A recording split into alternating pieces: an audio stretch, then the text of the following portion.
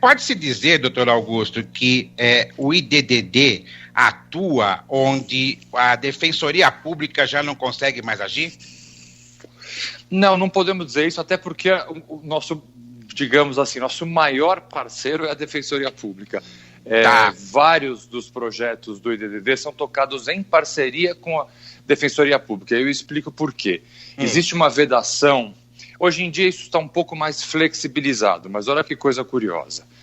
Curiosa é uma palavra simpática, para não dizer outra palavra. A OAB, em determinado momento, principalmente na fundação do IDDD, começou a questionar o Instituto, dizendo que ao advogar de graça para pobre, a gente estaria cooptando clientes de outro advogado. Olha só que absurdo, né? Vivemos aí um país recheado de miseráveis, pessoas que não têm a menor condição de sequer de comprar comida para sua mesa, quando muito contratar advogados. E a OAB, hoje em dia, essa posição ainda bem mudou, mas no passado a OAB chegou até essa posição de dizer, não, vocês não podem advogar de graça. Porque pode ter um advogado que vai cobrar R$100, se você advogar de graça, você está tirando o cliente desse advogado. Veja só que pensamento mais pequeno teve a OAB, infelizmente, neste momento. Hoje em dia, como eu disse, isso já mudou. Então, em razão dessa, eu não vou chamar dessa vedação, mas dessa possibilidade de criar um problema, o IDDD ele não atende pessoas físicas. Não adianta você chegar, ligar para o IDDD, bater na porta do IDDD e falar, eu tenho um caso aqui, eu preciso de um advogado. O IDDD não advoga especificamente para pessoas que procuram o Instituto. Nós temos que defender pessoas, e defendemos milhares de pessoas, através de convênios. Esses convênios são geralmente feitos com a Defensoria Pública. Por exemplo, o projeto mais antigo do IDDD, foi o nosso primeiro projeto e é o mais antigo que existe até hoje, é atuação gratuita no Tribunal do Júri. E como é que nós pegamos os casos do Tribunal do Júri? Justamente através da Defensoria Pública. As pessoas procuram a Defensoria Pública, infelizmente, no país inteiro, mas principalmente em São Paulo, é pouco incentivada, temos poucos defensores públicos, poucos recursos para a Defensoria. Então, o IDDD ajuda, é um braço da Defensoria para ajudar essas pessoas que são assistidas em tese pela Defensoria. Então, não é que a gente ocupa um espaço da Defensoria, a gente está junto com a Defensoria na defesa de pessoas que não têm condição de contratar um advogado. Perfeito. Aproveitando justamente essa explicação que o senhor deu, doutor Augusto, um parceiro nosso, que é o Tertuliano Xavier Neto, da página Nova Me Põe Mirim na Web, tem uma pergunta relacionada a isso. Bom dia, Edson, bom dia, Mandeco, bom dia, ouvintes da Rádio Na Boca da Galera, aqui é o Neto, da página MBoiBrim na Web. Bom dia, doutor Augusto. A minha pergunta é o seguinte, como fica o cidadão mais humilde, mais pobre, nessa questão das leis de uso de dados na internet, né? Porque a gente sabe que quem é rico e poderoso, se comete um crime, ele tem um habeas corpus, tem várias ferramentas para deixá-lo fugir da sentença, né? Ficar impune. Quando se é pobre, é o contrário, né? Existem liminares que nos restringe até acessar shoppings e lojas. Como fica o cidadão mais humilde, mais pobre? Como é que ele vai se proteger?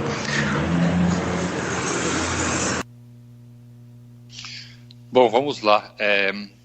Eu acho que a gente precisa começar a responder essa pergunta entendendo que o sistema de justiça, principalmente o sistema de justiça criminal no Brasil, ele é de fato seletivo. A justiça brasileira é seletiva, há diversos estudos que demonstram a seletividade da justiça, mas mais grave do que isso, e isso é algo que a gente precisa mudar e mudar urgentemente, é a seletividade no acesso à justiça. O que causa essa sensação de que o rico consegue as coisas e o pobre não consegue as coisas na justiça é muito mais o fato de que, na verdade, quem não tem recurso não consegue acessar de forma integral a justiça, né? Obviamente, você tendo um advogado particular que se dedica exclusivamente ao seu caso, ele vai ter tempo, vai ter recursos de entrar com habeas corpus, de se dedicar de uma forma mais integral ao seu caso, ou seja, o acesso à justiça de quem tem dinheiro é um acesso mais integral, mais completo. Quem não tem recurso, muitas vezes não tem sequer advogado, acaba se socorrendo da Defensoria Pública, que faz um trabalho brilhante, que é motivo de aplauso sempre. Eu sou um grande defensor, apoiador e parceiro da Defensoria Pública.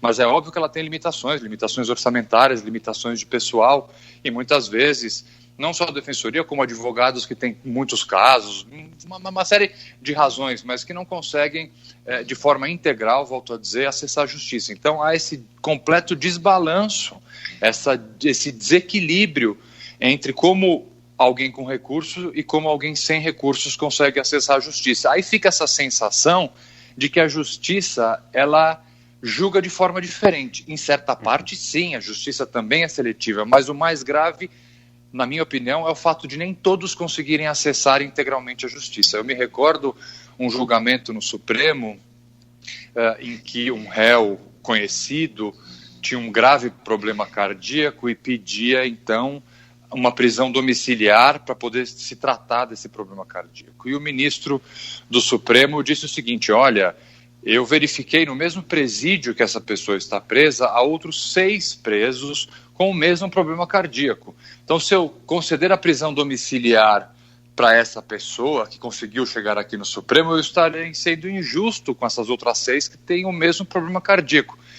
Esse é o raciocínio mais equivocado que um ministro do Supremo, com todo respeito, poderia ter. Porque o que deveria acontecer é que essas 7 pessoas conseguissem acessar o Supremo, ou que essas 7 pessoas estivessem cumprindo uma prisão domiciliar diante de uma grave doença. Eu não posso punir aquele que de alguma forma conseguiu chegar ao Supremo porque outras 6 pessoas não conseguiram. Num português bem correto, é nivelar por baixo. Já que 6 não conseguiram, só um conseguiu, então eu não vou dar isso para ninguém, quando deveria ser o contrário, deveria dar essa decisão para todos, se ela é justa. Então esse é o grande problema que nós temos, né? A seletividade do acesso à justiça. E com relação à Lei Geral de Proteção de Dados, realmente essa falta de acesso à justiça, ela se torna mais gritante ainda para uma população carente. Então é só uma lei a mais, um campo a mais, um espaço a mais para que essa desigualdade e essa seletividade se mostre evidente. Por falar em campo do direito, no seu currículo eu vi que é uma área que eu não conhecia, que é o direito penal econômico. Em que setor que o direito penal econômico atua, doutor Augusto? São geralmente crimes ligados à atividade comercial, à atividade empresarial. Então vamos imaginar crimes tributários, lavagem de dinheiro, evasão de divisas, crimes que têm um caráter econômico por trás, que não são um crime exclusivamente crimes contra o patrimônio, crimes de tráfico de drogas, crimes contra a vida. Esses seriam crimes comuns.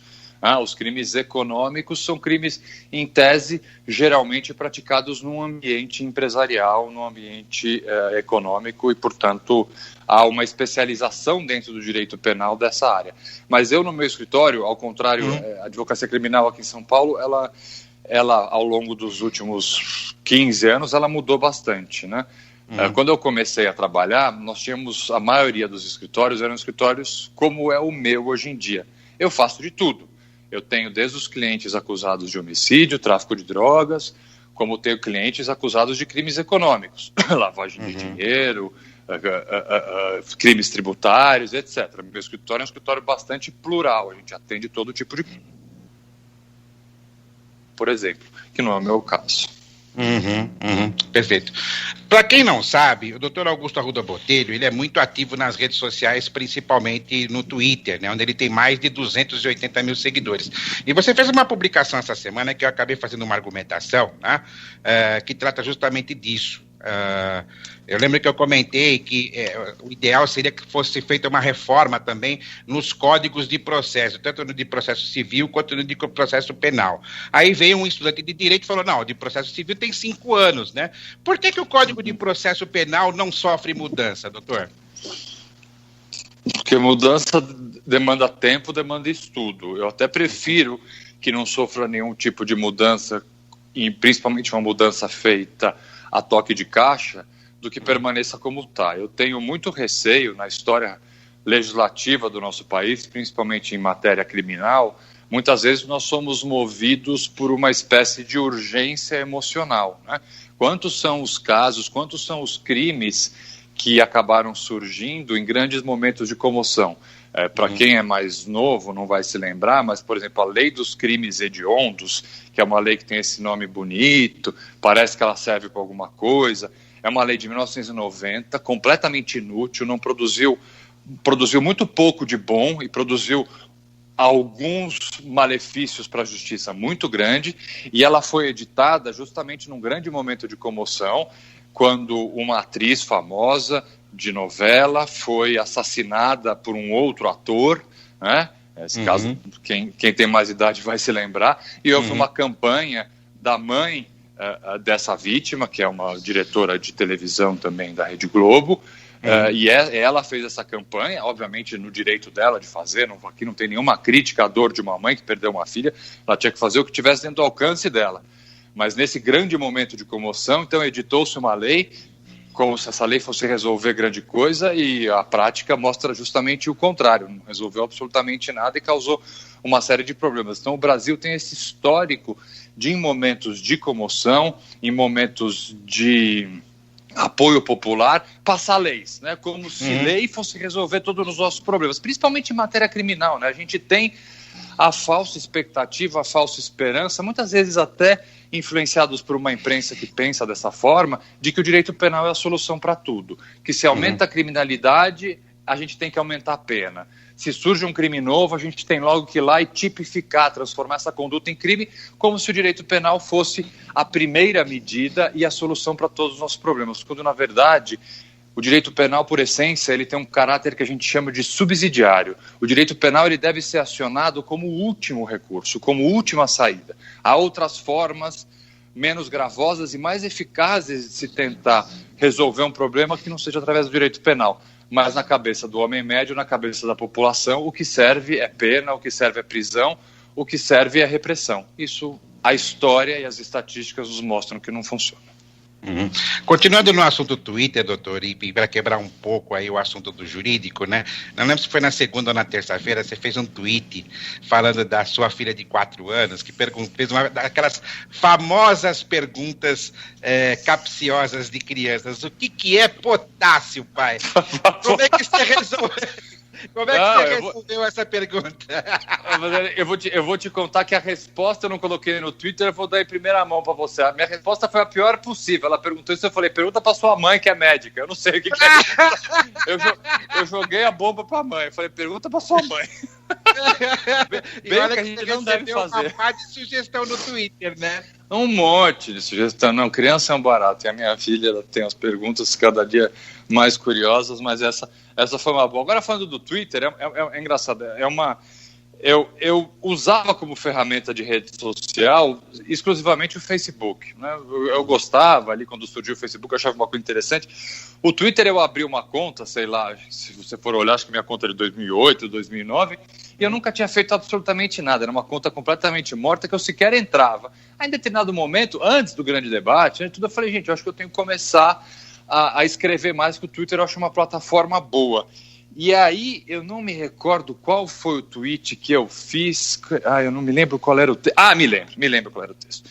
Era sobre aquele episódio tristíssimo na favela de Paraisópolis, que vários jovens acabaram falecendo, e eu fiz um tweet comentando isso, e aquilo viralizou de uma maneira, sei lá, acho que eu tinha 2 mil seguidores, eu passei a ter 15 mil seguidores em uma semana.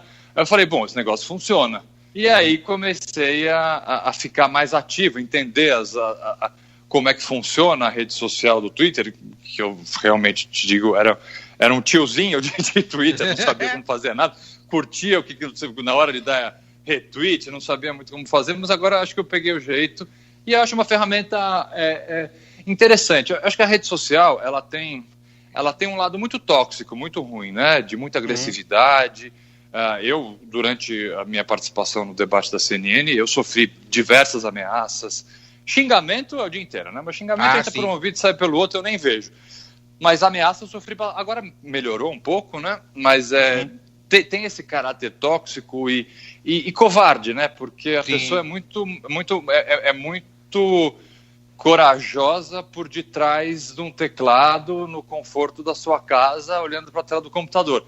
Mas é batata, basta você responder, falar alguma coisa, o cara te bloqueia, apaga o comentário, vem no inbox pedindo desculpa.